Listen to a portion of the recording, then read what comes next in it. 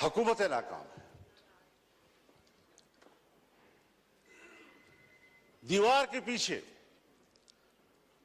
जो कुव्वतें हमें कंट्रोल करती हैं, जिनके बागडोर हमारे उनके हाथ में हैं, फैसले तो वो करें और मुंह हमारा काला करें, अवाम हमें गालियां दे, जिम्मेदार हमें ठहराएं।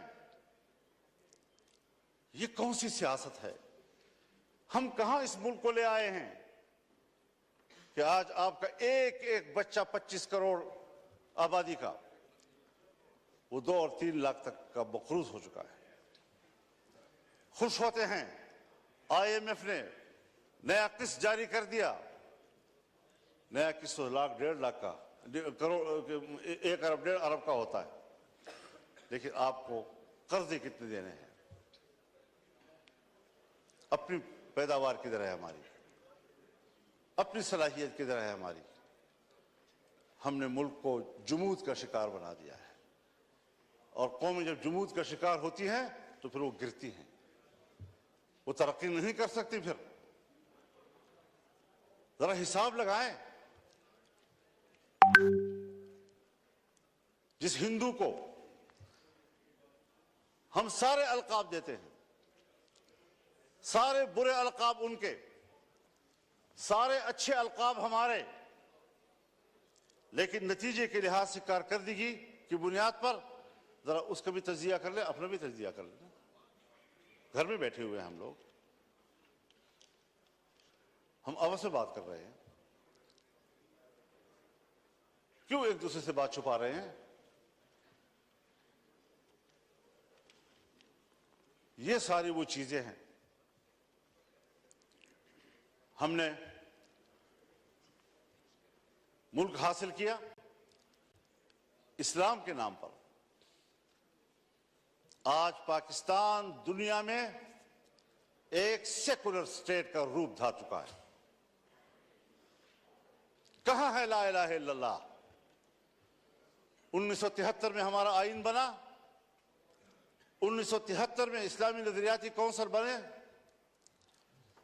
1973 से आज तक तमाम कवानीन का जायजा लिया गया। अगर कोई खिलाफी इस्लाम कानून मौजूद है तो कुरान और सुन्नत के मुताबिक कानून की सिफारिश की गई, सिफारिशात की रिपोर्टें ऐवान में आ गई, लेकर दी गई।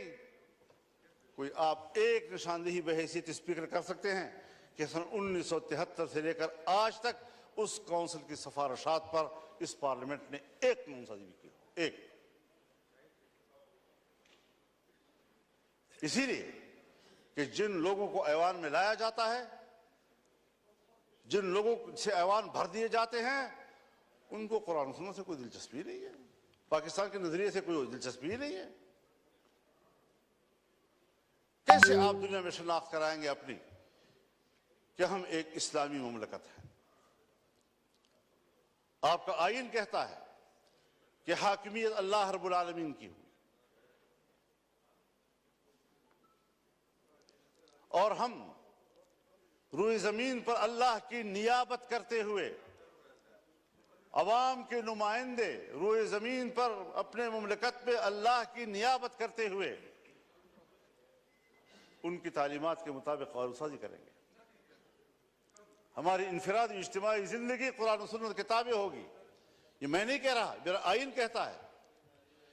ये मेरा आईन कहता है कि इस्लाम पाकिस्तान का मुमलकती मजहब होगा।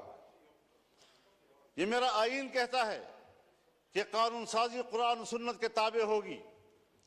ये मेरा आईन कहता है कि कुरान और सुन्नत के मुनाफिक कोई कानून साजी नहीं होगी। इस पर कोई अमल दरामद कागजी हद तक भी आप तो उन इदारों को भी पाबंद कर रहे हैं, नेस्तनाबूद करना चाहते हैं, जो इदारे आपके इस मुल्क में किसी तरह दीन और मजहब की अलामत हैं। उनको आप मुआशरे का मेन स्ट्रीम ही नहीं समझते।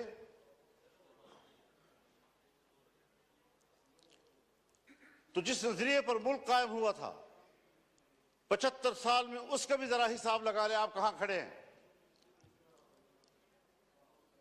और मुमकिन है बहुत से लोग समझें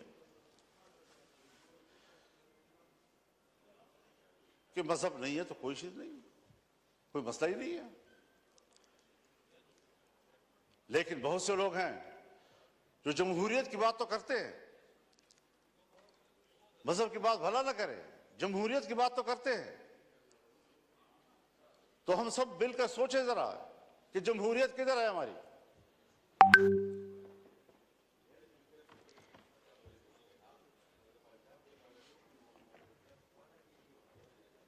सन 1954-55 से 58 तक नीम मार्शल लॉ, 58 से लेकर 71 तक मुकम्मल मार्शल लॉ, 77 से फिर मार्शल लॉ, 99 से फिर मार्शल लॉ,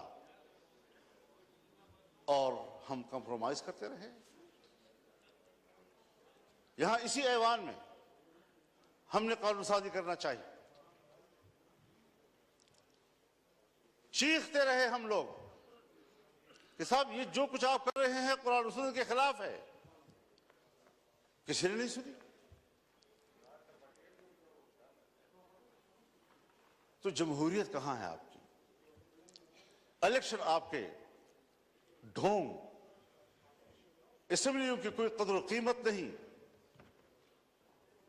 असेंबली में आने वाला अपने आप को मुआज़्ज़ज़ समझता है, अवाम का नुमाइंदा है। आपके कागजात में उसका जो प्रोटोकॉल है वो वीवीआईपी का है, उसके बरात होते हैं। लेकिन क्या हमारा ज़मीर भी मुतमईन है इस बात पर? वस्तफ्ति नफ्सक, अपने ज़मीर से पूछ लो पहले, क्या वाकई हम मुतमईन हैं इन नताइज से? और जनाब अयासाद साहब, क्या वाकई आप लाहौर के नताइज से मुतमईन हैं? अल्लाह आपको मुतमईन रखेगी, अल्लाह आपको मुतमईन रखे। लेकिन हर चंद के है नहीं है।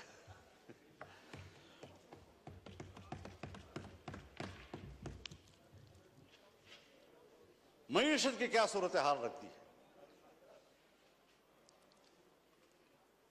कर्जों पे हम जिंदगी गुजार रहे हैं, अपने वसाइल के करीब तक नहीं जाते, अमन अमान नाम का कोई चीज नहीं है।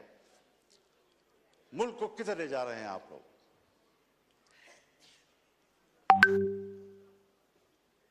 आप आए जरा, लाहौर से जरा सफर करें और आए जरा।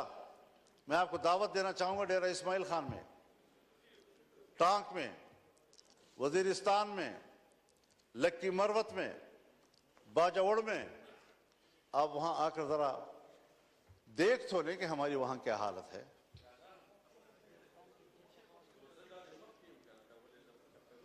हमें तो इलेक्शन में निकलने नहीं दिया गया।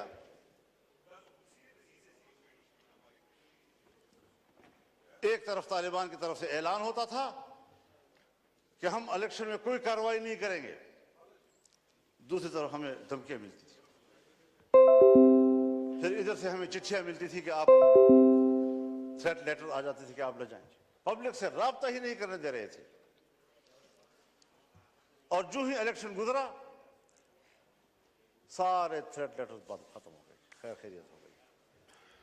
अब ना वहां हमें कोई कत्ल करने वाला है, ना कोई दहशतगर्द है, ना कुछ है। लेकिन ये बात जो हमारे उन इलाकों से मुताल्लिक लोग हैं या बलूचिस्तान से मुताल्लिक लोग हैं, चाहे वो पश्तून बेल्ट है या बलोच बेल्ट है, वहां पर कंट्रोल रियासत का नहीं है। और मैं बड़े अदब से कहूंगा, मुझे ये लफ्ज नहीं कहना चाहिए, लेकिन हकायक को सामने लाते हुए कहना पड़ रहा है कि पाकिस्तान इस वक्त एक गैर महफूज रियासत है। जब रियासत गैर महफूज होगी तो जिम्मेदार कौन होगा?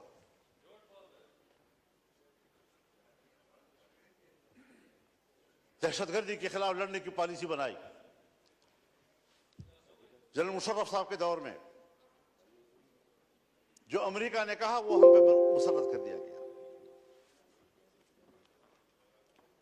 और आज तक उस पॉलिसी में कोई फर्क नहीं आ रहा। ऑपरेशंस हुए, तालिबान का खात्मा कर दिया,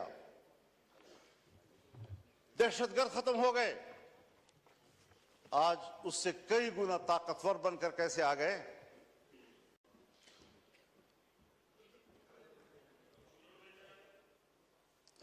जरा मुझे भी दिखा दे बेटा। बिल्कुल ठीक है जी।